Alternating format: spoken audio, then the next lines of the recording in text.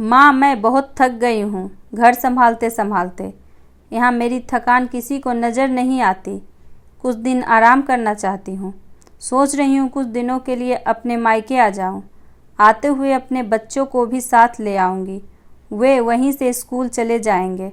आखिर एक ही शहर में ससुराल और मायका होने का कुछ तो फ़ायदा मिले। नम्रता ने फ़ोन पर अपनी माँ से कहा।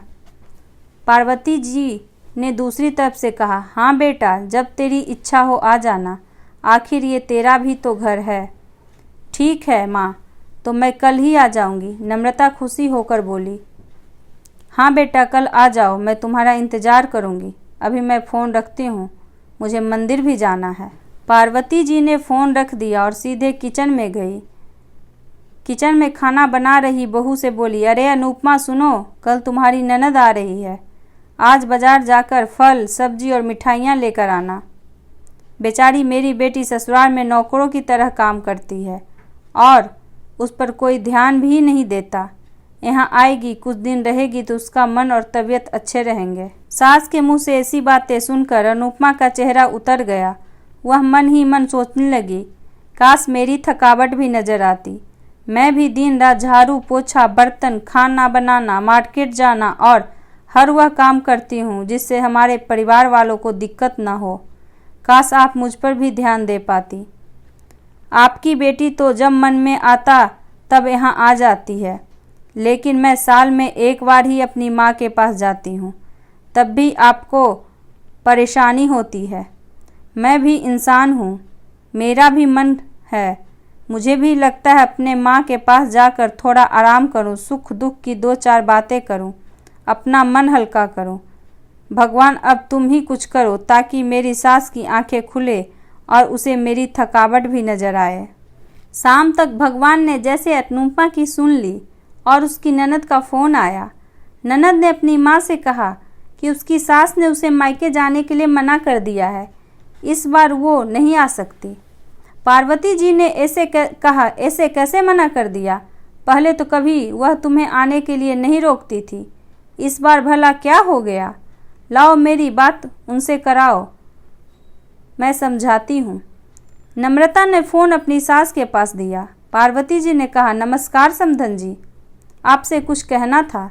समधन जी ने कहा, कहिए। दरअसल नम्रता कल त्योहार है, इसलिए अपने मायके आना चाहती है। अगर आप उसे भेज दो तो अच्छा रहेगा।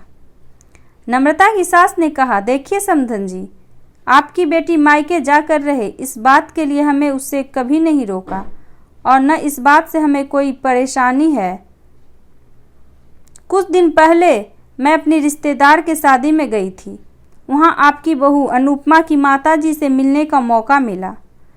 उनसे गपशप करने के दौरान उनकी बातों से पता चला कि अनुपमा को साल में एक ही बार अपने मायके जाने को मिलता है और वह भी बहुत कम समय के लिए।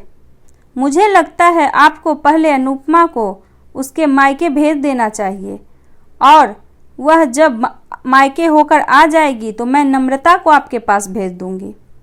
एक बहुत ज़रूरी बात जो मुझे लगता है आपको समझ लेनी चाहिए कि अगर आपको अपनी बहू को बेटी की तरह या बेटी से भी ज़्यादा प्यार देना चाहिए। उसे भी अपने मायके की इच्छा होती होगी। हो सकता है नम्रता के वहाँ आने से उसकी आओ भगत करने के लिए आपको उसे उसके मायके नहीं भेजती होंगी या फिर वह आपसे कुछ कहने से डरती होगी। अगर आप उसको घर में कैद करके रखेंगी तो एक दिन ऐसा आएगा वह आपके खिलाफ बोलने लगेगी, फिर वह आपकी सुनेगी भी नहीं और जब चाहे तब अपने मायके जाएगी। ऐसी परिस्थिति आए, इससे अच्छा है कि आप ही कुछ बदलाव कर लीजिए जिससे आपके रिश्ते और रिश्ते की मिठास खराब न हो। पार्वती जी को अपने समधन के हर एक शब्द में सच्चाई नजर आई। उन्हें महसूस हुआ कि उन्होंने अपनी बेटी के प्यार में अंधे होकर कभी भी अपनी बहू के मन का विचार नहीं किया।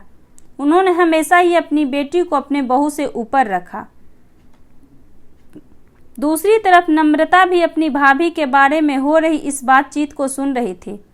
उसने भी महसूस किया कि वह कभी भी अपनी भाभी के साथ ठीक से बात नहीं करती और जब जब वह अपने मायके जाती है तो भाभी थोड़ी थोड़ी उदास रहती है।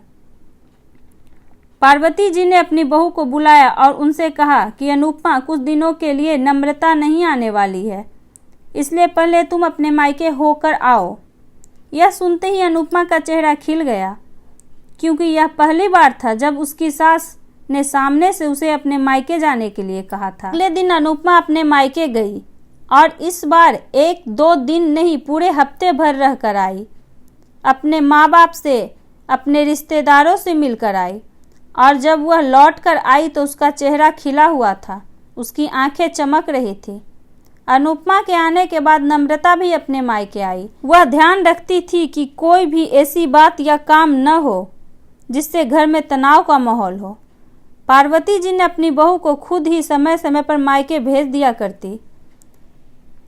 एक छोटे से बदलाव ने सास बहू और ननद भाभी के बीच की कड़वाहट को दूर कर दिया और रिश्तों को और भी ज़्यादा मजबूत और मीठा कर दिया। तो दोस्तों, आपको ये कहानी कैसी लगी? अगर आपको ये कहानी अच्छी लगी तो आप हमारे चैनल को सब्सक्राइब और वीडियो को लाइक करें और हमारे बेल आइकन को ज़रूर दबाएं, जिससे आपको अगली कहानी का नोटिफिकेशन मिलते रहे।